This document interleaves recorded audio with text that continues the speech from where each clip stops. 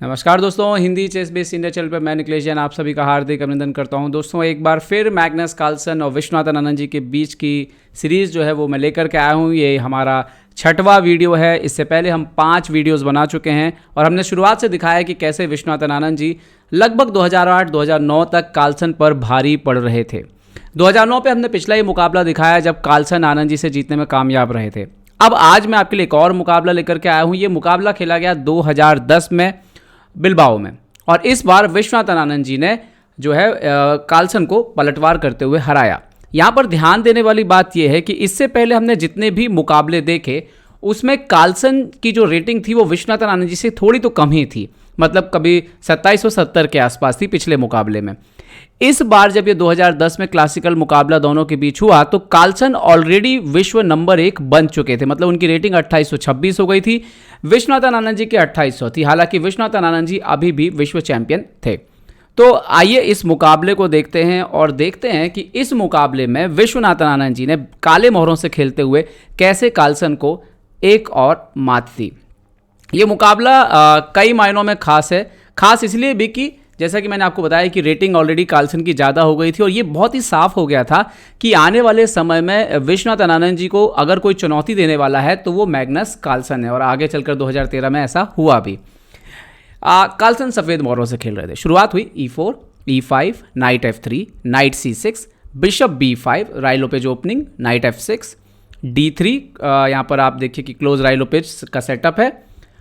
D6 Viswanathan Anand जी खेलते हुए, castle, bishop E7, C3 मतलब डेफिनेटली आइडिया जो आप समझ सकते हैं कि D4 का आइडिया है। वाइट कभी ना कभी सेंटर को ओपन करने की कोशिश यहाँ पे करेगा। आनंद जी डेवलपमेंट कंप्लीट करते हैं, अपने राजा को सुरक्षित ले जाते हैं, कैसल करते हैं। कार्लसन खेलते हैं नाइट B D2, तो अपना नाइट B गेम में लाते हुए अब विश्वनाथन आनंद जी यहाँ पे खेलते हैं बिशप D7। ओके, रुक E1 पहले खेला यहाँ पर मैग्नस कार्लसन ने और अब यहाँ पर विश्वनाथन आनंद जी खेलते हैं रुक E8। तो आप देखिए तो एक तरह से सिमेट्रिकल स्ट्रक्चर है। सिर्फ बल्कि आप ये कह सकते हो कि ब्लैक के बल्कि सारे पीसेस बोर्ड पर आ चुके हैं, जबकि वाइट का जो C3 पॉन है, जो कि वाइट एडवांस करना चाहता है इसीलिए उसने C3 किया है, तो नाइट को नेचुरल स्क्वेयर से नहीं निकाल करके आप नाइट F1 पर लेके गए। तो मतलब वाइट थोड़ा सा डेवलपमेंट में टाइम ले रहा है और शायद वो जो पहली चाल का एडवांटेज है उसको कवर कर रहा है। अब ये नाइट यहाँ से यहाँ और यहाँ से यहाँ ले जाना चाहते थे, मतलब F1 और G3 ले जाना चाहते हैं मैग्नस कार्लसन। तो थोड़ा स्लो खेल रहे हैं अभी और वो आनंद जी से एक प्रकार से जानना चाहते हैं कि आप क्या बोर्ड ओपन करेंगे या आप कैसे खेलेंगे। नाइट F1 खेला यहाँ पर, तो विश्वनाथन जी ने खेला बिशप F8। यहाँ पर खेला कार्लसन ने BA4। तो आप यहाँ तक देख सकते हैं कि कार्लसन अभी कहीं से भी कोई ब्रेक नहीं दे रहे हैं, अभी सिर्फ वो इंतजार कर रहे हैं और इसी को बोलते हैं कि गेम को थोड़ा स्लो रख रहे हैं और वो चाहते हैं कि विश्वनाथन आनंद जी बोर्ड पर कुछ करें। आनंद जी खेलते हैं H6। तो एक प्रकार से आप देखें कि आपका यहाँ पर G5 के स्क्वायर को कंट्रोल करते हुए राजा के लिए जगह बनाते हैं, तो आनंद जी भी वही इंतजार कर रहे हैं। Okay, night G3। तो आनंद अब खेलते हैं नाइट E7।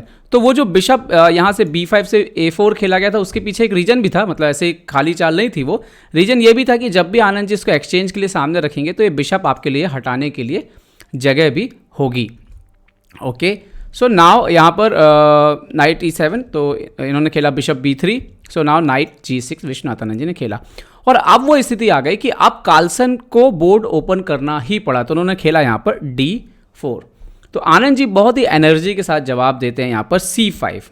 ठीक है, और अब यहाँ पे कार्लसन खेलते हैं H3। तो मतलब एक बार फिर से ही वो वेटिंग मूव है कि वो चाहते हैं कि आप सेंटर कैप्चर करो, ना कि कार्लसन को सेंटर कैप्चर करना पड़े।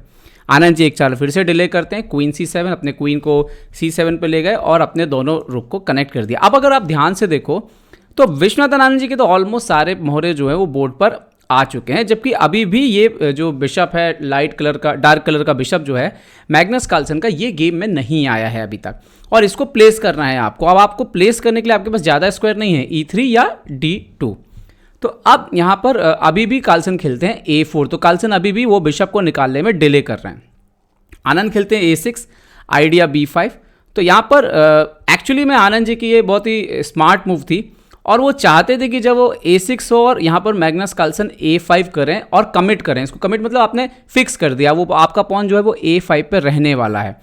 जैसे ही यहाँ पर A5 खेला तो अब चूंकि विश्वनाथन आनंद जी के सारे मोहरे बोर्ड पर जो है वो खेल रहे हैं, सारे मोहरे निकल चुके हैं, तो उन्होंने डिसाइड किया कि अब वो सेंटर को ओपन कर देते हैं। C into D4, C into D4, E into D4, night into D4। और अब विश्वनाथन आनंद जी की वो चाल आती है जो कि मैग्नस कार्लसन ने शायद तक मिस की। वो चाल थी D5। जी हाँ, पॉन यहाँ पर सेक्रीफाइस कर रहे हैं विश्वनाथन आनंद जी। क्यों सेक्रीफाइस कर रहे हैं? क्योंकि वो कुछ एक्सचेंजेस करना चाहते हैं और ये जो बिशप अभी तक नहीं निकला है ना, उसका जो नुकसान कार्लसन को हो सकता है या उसका जो फ़ायदा विश्वनाथन आनंद जी उठाना चाहते हैं वो आपको यहाँ पर नज़र आएगा। ये पॉन दे दिया। सो यहाँ पर अलग अलग तरह की चालें हो सकती थी, जैसे अगर नाइट H5 करने की कोशिश करते, सो नाइट H5, क्वीन H5 और बिशप C5, ये विश्वनाथन आनंद जी की चाल थी। तो इसके बाद जैसे क्वीन इंटू D5, ये उन्होंने अपने एनालिसिस में बाद में साफ किया कि इस तरह से खेला जा सकता था।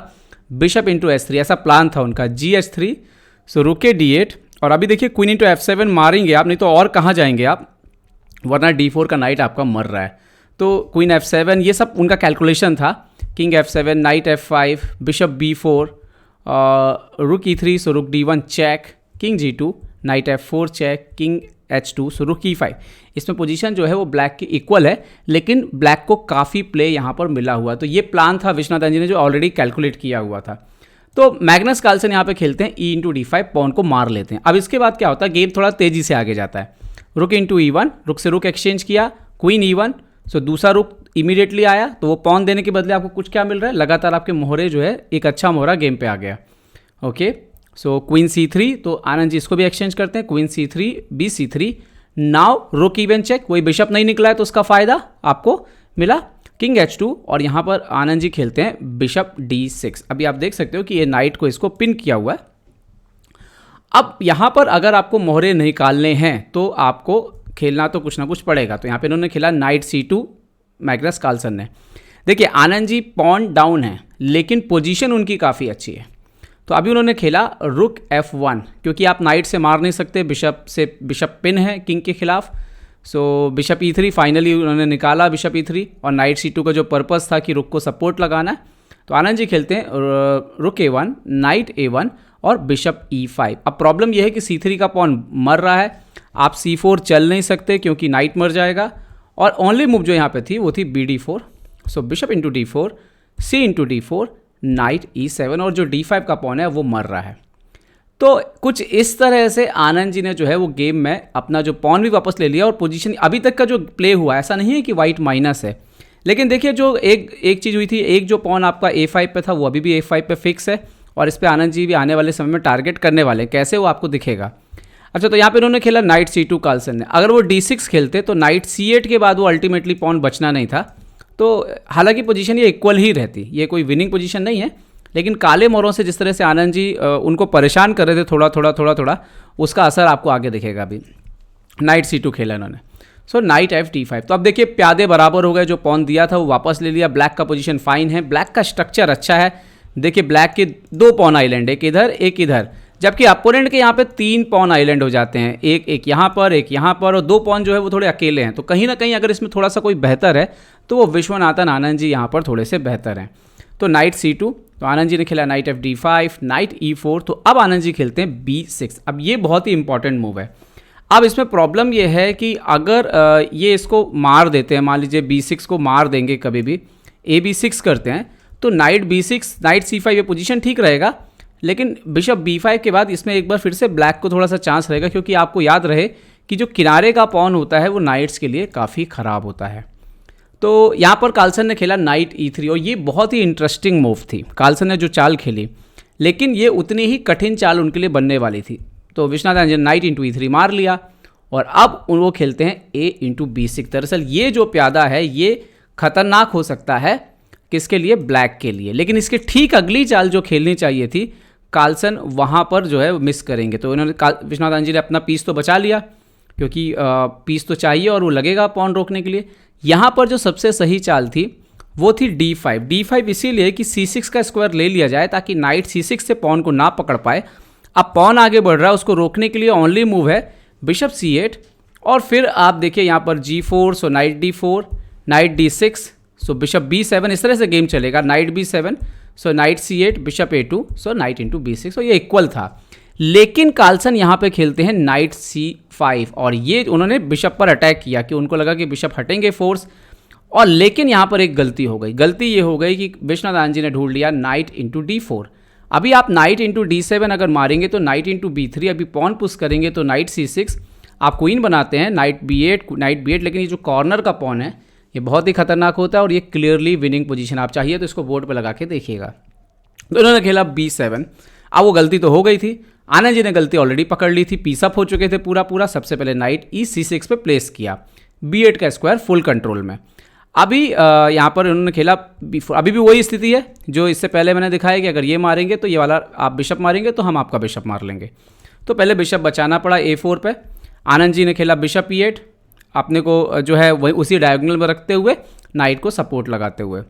तो नाइट इंटू A6 यहाँ पे कार्लसन ने मारा। तो अब आनंद जी अपना किंग F8, किंग G3, अपना उन्होंने king E7, king F4, night E6 check, इसका भी फ़ायदा उठाया। देखिए नाइट को रिप्लेस कर दिया, king E3, so knight E8, bishop into C6, knight into C6, H4, तो king D6, G4, so bishop D7, G5, so H into G5, H into G5, G6, तो यहाँ पर F4, और इसके बाद विश्वनाथ जी ने जैसे ही बिशप E6 रखा तो कार्लसन ने यहाँ पर रिज़ाइन कर दिया, क्योंकि इस पोजीशन पे अब थोड़ी देर में जो है अगर मान लीजिए गेम आगे बढ़ाते हैं क्या होगा, बिशप E6 तो king D3, king E3, night B8, night into B8, bishop into B7, और इसके बाद एक्चुअली में वो नाइट जो है वो ट्रैप हो जाएगा और यहाँ पर जो है विश्वनाथ आनंद जी आराम से इस मुकाबले को जो है जीत लेंगे, क्योंकि ज़्यादा कुछ यहाँ पर होने नहीं वाला है। तो दोस्तों ये था आनंद और कार्लसन के बीच मुकाबला, जो कि हमने छठा वीडियो है, और हमने देखा कि कैसे विश्वनाथ आनंद जी अभी भी 2010 तक भी कार्लसन पर भारी पड़ रहे थे। आने वाले समय में और मुकाबले देखेंगे जहाँ पर आपको पता लगेगा कि कैसे कार्लसन धीरे धीरे जो है बेहतर होते चले गए और उनकी रेटिंग तो लगातार बेहतर हो ही रही थी।